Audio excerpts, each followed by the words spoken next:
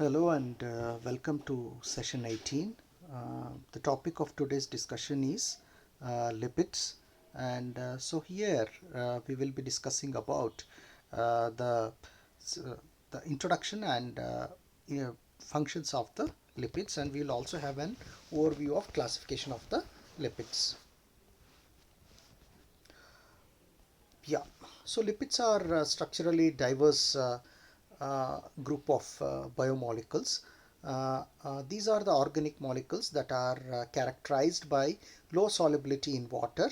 That is, they are relatively hydrophobic in nature. So these are the different groups of lipids. So biological functions of the lipids. The it is number one, it is storage reduced compounds, lots of available energy in our body. They are hydrophobic in nature, and they are good, nicely packed up in the body. Insulation from the environment, low thermal conductivity, high heat capacity, they can absorb heat, and they also provide mechanical protection. They can absorb the shocks. They are water repellents. They are hydrophobic in nature. See, for example, they keep the surface of the organism, they keep the surface of the organism dry, prevents excessive wetting, as in case of birds, prevents loss of water via evaporation. The other important function is buoyancy control and acoustics in marine mammals. Increased density while diving deep helps sinking. Okay. Uh, some other continued functions. The membrane structure.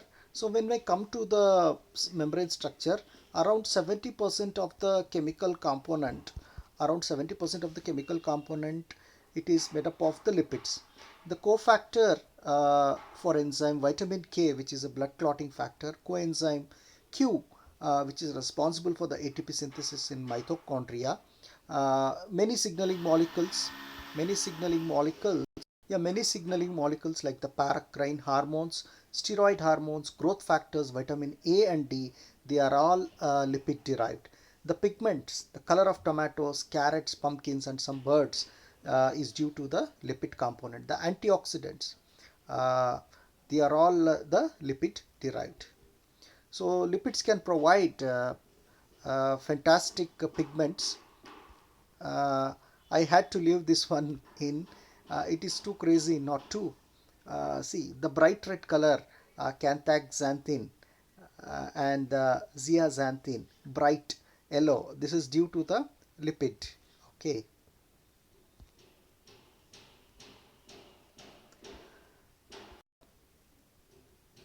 The lipids are divided into saponifiable lipids, contain ester, which can undergo saponification. The waxes, triglycerides, phosphoglycerides, and sphingoglycerides. Non-saponifiable non-saponifiable lipids do not contain ester group.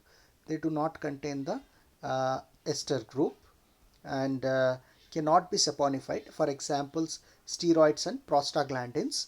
Saponifiable lipids can also be divided into two groups: simple lipids and complex lipids. Simple lipids contain two types of component, fatty acid and an alcohol. Complex lipid contains more than two components, fatty acid and alcohol, and an another component. So this is a classification of lipids. Lipids saponifiable, non-saponifiable. Saponifiable, we have simple lipids and complex lipids. Simple lipids examples waxes and triglycerides, and complex lipids are the phosphoglycerides and the sphingolipids. Non-saponifiable lipids are the steroids and the prostaglandins. So this is another way of representation of classification of the lipids. So with this we will stop. We'll continue with the next lecture.